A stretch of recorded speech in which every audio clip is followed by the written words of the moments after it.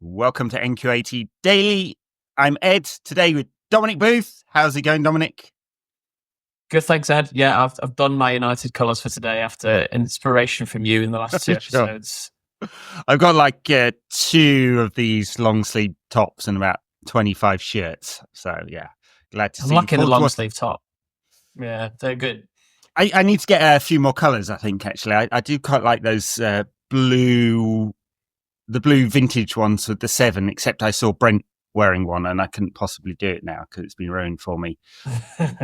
I keep getting asked on actually Spotify comments to introduce my guests better because I've just randomly dropped people into the feed without giving them a real bio. So will you tell us about yourself? Give me the 30 seconds to a minute on Dominic.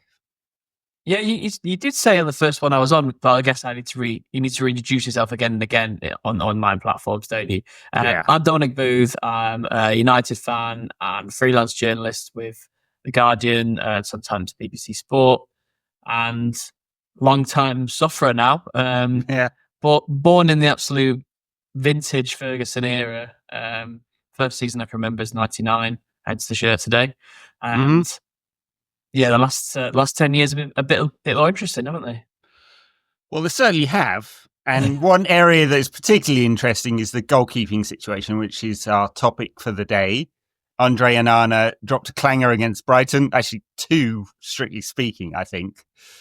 But the really bad one where he fumbled the ball is his 10th error leading to a goal in 2 seasons with the club. Not awesome, got to say. Dave had 17 in 12 years, and I'm guessing they're clustered around his first season, his last 2 or so. It's a challenging topic because he was bought for a particular reason, which is his footballing skills, and yet we've barely ever seen that. And we don't see it a lot, do we? We don't. So yeah, how do we get into this situation? First, like, what's your assessment of Onana and where we're at right now? Do we need to really worry? Should we be thinking about spending money? I've been thinking about this a lot because I think if you had asked me this question a few weeks ago, I honestly wouldn't have batted an eye. I would have put it so low down United's list of things they need to do that it probably wouldn't have been worthy of discussion. And I know some people have had a problem with Onana for a long time.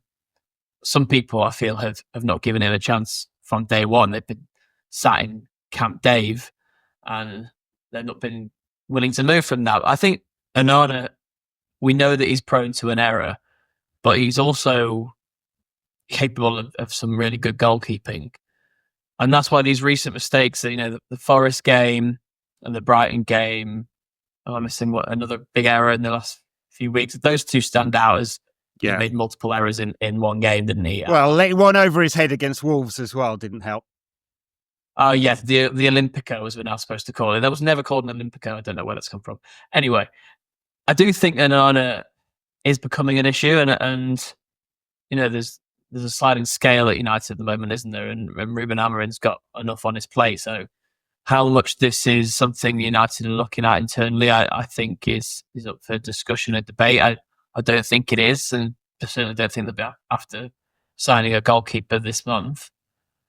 But you can't have goalkeepers making as many errors as this, really, especially often key ones at key times. And United are vulnerable enough from set pieces for having a goalkeeper like Onana, who I think Daniel says it sometimes on the podcast, he doesn't like the way he keeps goal. I think that's quite a good way of putting it.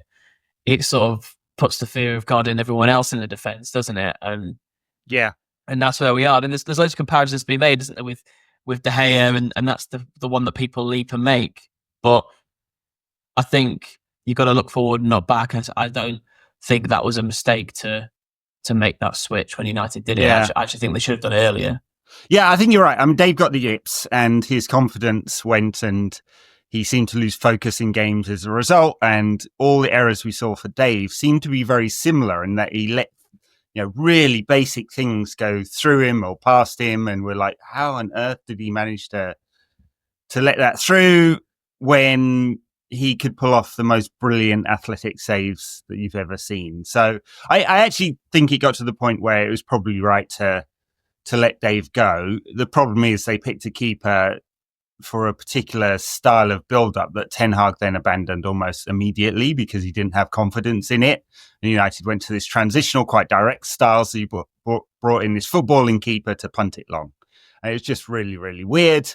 And he was never awesomely clean, Onana, at Inter. I think Dan especially has expressed some concern about him from that point of view.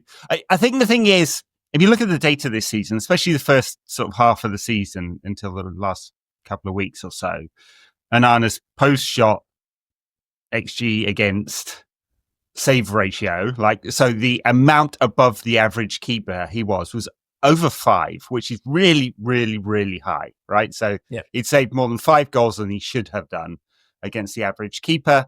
And that really, really matters.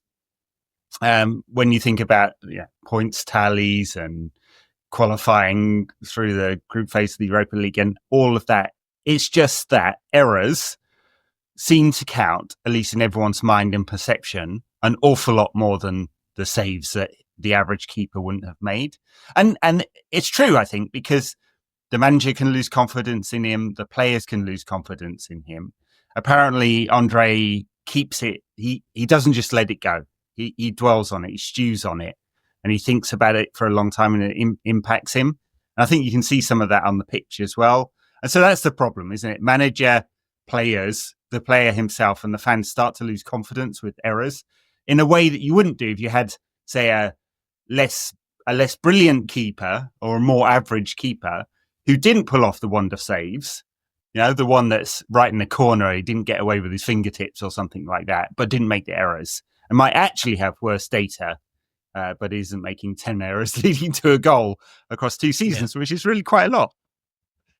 And it's the defence that he's playing in front of, and the whole team that he's playing behind, not in front of, sorry, that he's playing behind, that you have to consider with Onana. I mean, this is a United team which has been woeful defensively for 2 years, really, at least 1.5 seasons, I think, since Onana came in.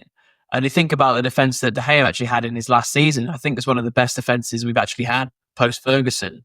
When you think about Varane, still at his peak, Martinez when he first came in was excellent. Luke Shaw was fit for most of that season and was flying for England as well. And De Gea made big errors in big games. In the 7-0 against Liverpool, he was basically invisible. He let everything in. In the Sevilla game, in the Europa League, he made some big errors which cost United that tie. And Onana hasn't made the sort of high-profile errors. It's just the sort of everyday errors, I suppose. They're the ones that have undermined him. Well, United haven't had too many big games to really make the super high profile. They have to beat the big. He did but last season. A big rick, like in a cup final or anything like that. True. Yes, he did make a few errors in last season's Champions League group stage, which could well have cost United qualification. Not that we were going anywhere particularly in that. Yeah, I mean, cost United in the last 16 exit at best. Yeah, well, exactly. Yeah, it is a really challenging one because if you think about United's likely budget and the fact that we're still working through the last 3 years of really strategic errors on buying players, the club, I mean, I mentioned it before, the club owes £200 million in transfers in this financial year. I think we've got about 40 something due in, or £400 million in transfers overall. There's obviously £537 million of net debt. So that's debt minus cash on hand, which isn't very much at the moment. So, long-winded way of saying there isn't loads of money in the kitty, even if we're ticked over to a new PSR year, and obviously our post June the 30th this year we'll be into a new PSR year. So in theory, the club could go spend money on quite a few players, as long as you accept that the 2 years following that you won't. It's just the practicality of bringing in 2 wing backs, another central midfielder, and probably a striker who actually scores goals, means that either United do a lot of very creative deals and sell players that it might be dumb to sell, or we don't spend a lot of money which means the goalkeeper's probably a long way down the priority list, even if it's the confidence in Onana is starting to eat away. And there's no confidence in Bayindir at all. No, that's the problem as well, isn't it? The number 2 is a very similar goalkeeper in a way. It looks like he's capable of really good shot stops at times and also a big error. So what do you do there? I think Bayindir may get a chance to start against Rangers on Thursday. I would give him another chance. I think, yeah, we probably need to see more of him, really. We haven't seen a huge amount of him. And I don't know if that would dent Onana's confidence, but Amorim doesn't seem too worried about denting the player's confidence at the moment. I think he just wants results. Well, he even suggested that Bayindir is the cup goalkeeper. So, although that hasn't really been true of the Europa League to date, has it? I mean, Bayindir played against Arsenal. Who else has he played against this season? Not many. He's not played in Europe, I don't think. No, so Onana has played in Europe. He hasn't really been the cup goalkeeper, but it was that kind of suggestion. So it wouldn't surprise me at all if he played against Rangers on Thursday. And of course, he personally had a very good game after half-time against Arsenal, in which he pulled off some very key saves, saved a penalty, 2 penalties, and became the hero.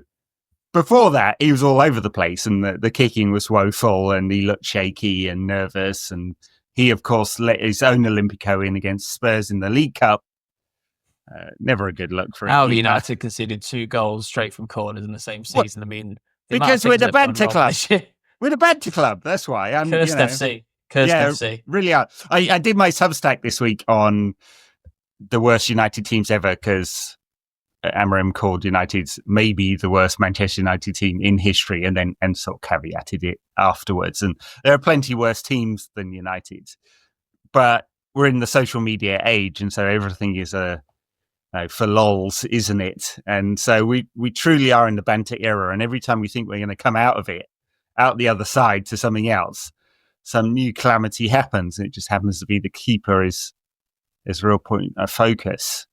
And it's a serious point, I think. Like, after the Ten Hag era and all these signings in the Ten Hag era, the club is still in a massive recovery mode from that. And I think the Onana signing is part of it, because it is. They just splashed out big on players that they shouldn't have been so sure about, if you know what I mean. They shouldn't have been so sure as to spend 80 million on Antony, 70 million on Højlund, 60 million plus mega wages on Casemiro. Yeah. And Onana is the same. He's, like you said at the top, he fits a specific type of system, which United haven't played since the first 2 games of the Ten Hag era. Amorim's playing a different system altogether. You'd think that in time he'd probably want his own goalkeeper to play that, because most modern coaches do. Look at Pep when he ditched Joe Hart and then got Claudio Bravo in for a disastrous year, and eventually found the right person in Ederson.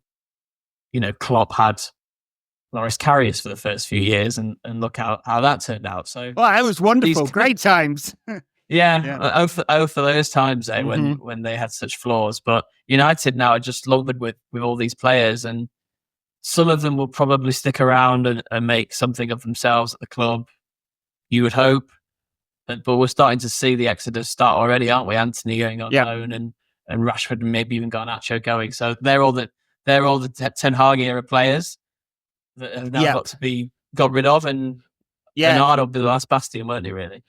Yeah, it's you get fucked twice, basically, by buying very expensive players on mega contracts for lots of money. I mean, it sounds obvious, but you get the pain when you spend the money, and then you get the pain when you try and get rid of them, because no one will pay the inflated fee, and people and clubs are reluctant to pick up the wages as well. Now, in Antony's case, and I do, by the way, want to do a conversation at some point about the worst wilderness years transfers, because that'll be a great listicle, wouldn't it? Like, top 10, but Antony's got to be really near the top of that, if not the top. So there's going to be a good fight for that top 10, though, isn't there? Really? There is 95 million euros, so just over 80 million pounds for Antony, which is a 16 million pound a year PSR cost on amortized transfer fee. Which, if you think about United's overall wage budget, you really have to think about it like this. And this is why it's such a massive error. They know this, right? They know the numbers. If you spend that much money, as you did under Ten Hag, coming back to your point, then there is a cost to pay in the later years of that cycle. You just can't spend the same money again, and Amorim's finding that out now. So £16 million a year on the transfer fee amortised. His wages aren't horrendous, apparently. I mean, you can go look this up on Capology. No one trusts that data, but he's unlikely to be in the top 10 earners at the club. Let's call it 150 a week or something like that. Betis look like they're going to cover about half that, maybe a bit less than half that, with no loan fee and some bonuses if they qualify for Europe and stuff like that, right? So once again, as we did with Sancho, we're paying another club to use our players, and there's no. And as we might do for Rashford as well. And that's almost certainly what's going to happen with Rashford, in which it'll be a loan with no obligation, or maybe it'll be a Chelsea-style deal where there's a loan with an obligation if a certain amount of games are played. I think Sancho only had to finish above 14th or something like that, Chelsea, for the Sancho deal to be triggered. In the case of Sancho, his on the books cost is about what Chelsea are paying. So there's not an accounting hit. There's obviously a cash hit with Sancho, but there's not an accounting penalty. With Rashford, his on the books capital cost is 0 because he's an academy player. So anything is profit, any kind of fee. And obviously you get the wages off the books if someone will cover it. I mean, there's a good chance United will have to pay him off, which will obviously reduce the amount we get in fees. So that's not great to get rid of a player who 2 years ago scored 30 goals. It's incredible, really. Like it's very rare that kind of drop off happens or that kind of loss happens, but it looks like it's going to happen to United. I don't think we should all think about who's at fault there: player, club, strategic decisions, managerial decisions, and so on.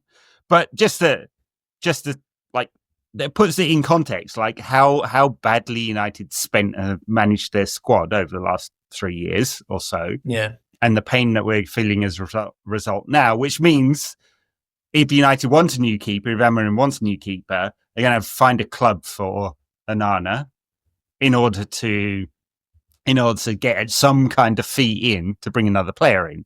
And it's a super difficult one because obviously top keepers are rare and top keepers cost quite a bit of money. It was 50 odd million for Onana, wasn't it?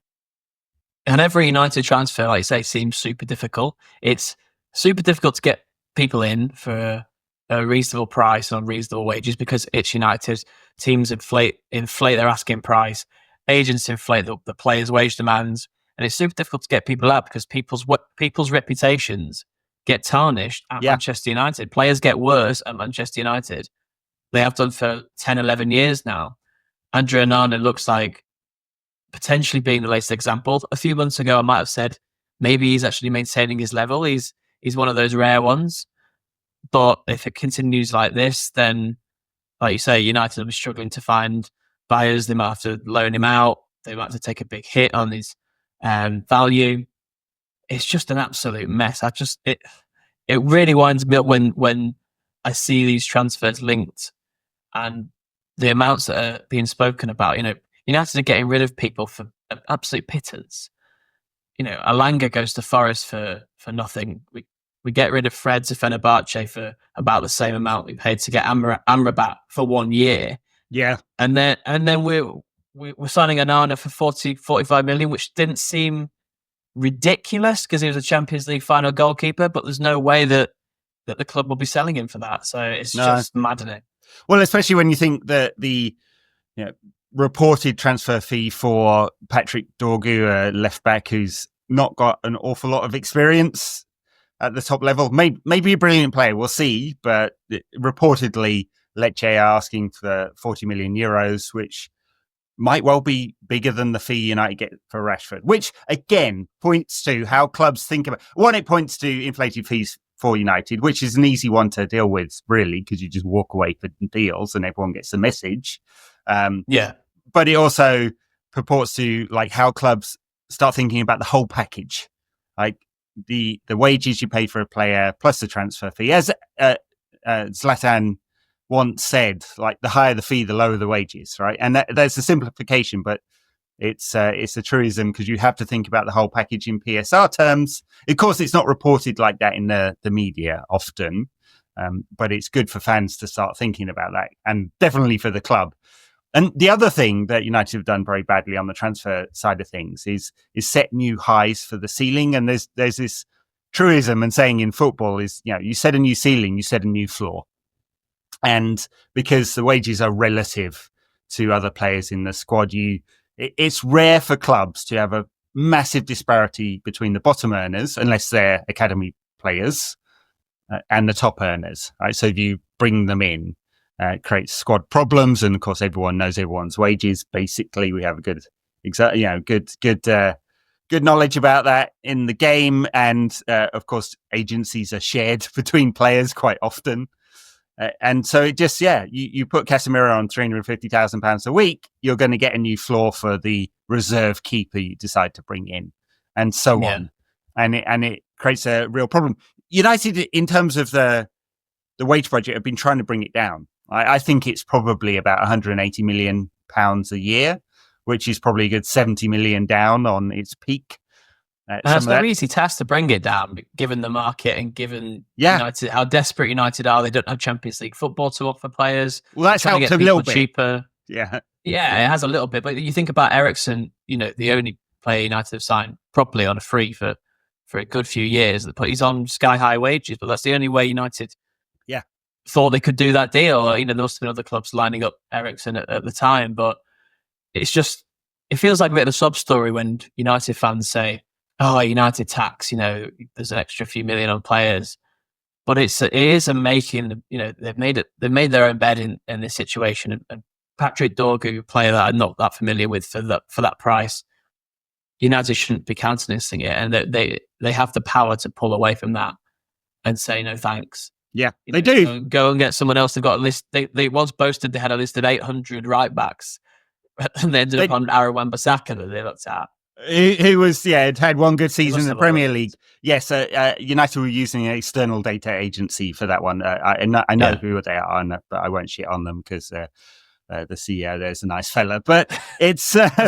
Speaking of data and speaking of goalkeepers, that's good to get back on topic. I once did a bit of a United podcast myself a couple of years ago, and me and my mate Alex, who knows his football stats, who has worked in data analytics, came up with 3 names as potential De Gea replacements.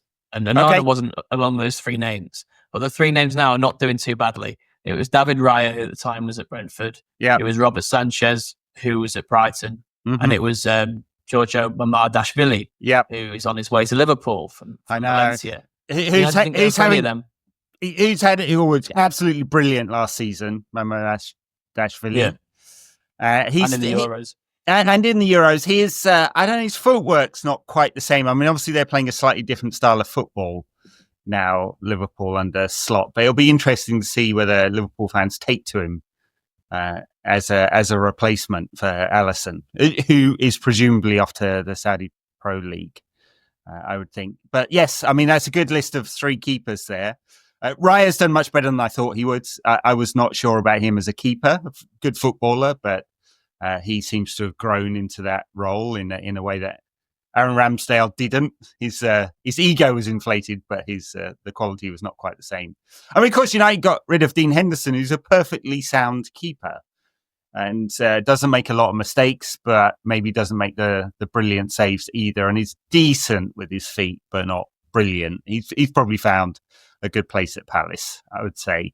There. Yeah, I wasn't against United maybe keeping Henderson and giving him a bit of a chance. I know that's kind of sacrilege to some fans. There seems to be a bit of an agenda against Henderson, I think, since those comments that he made when he didn't start the season under Solskjaer. Yeah, and he took the club out, didn't he? But he has done okay. And he is sort of a similar-ish goalkeeper to Onana, I think, in that he can do the sublime, but he's also capable of a major error. So maybe United could just say 40 million and stuck Henderson in there. I think maybe we'd still be in the same position now, thinking about another goalkeeper after that. It is so hard to find someone who fits a manager and who fits the style and who is so error-free, or at least, makes minimum errors. Yeah. It's really hard to do that. Well, that's a good way to end it.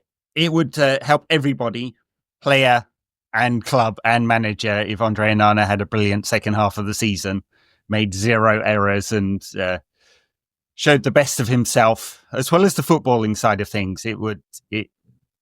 Given the list of priorities, a new goalkeeper shouldn't be near the top, but it might have to be if he continues on like this. Dominic, great to talk to you again. Thank you very much. Listeners, viewers, wherever you are, thanks a lot for tuning in. We'll catch you next time. Bye now.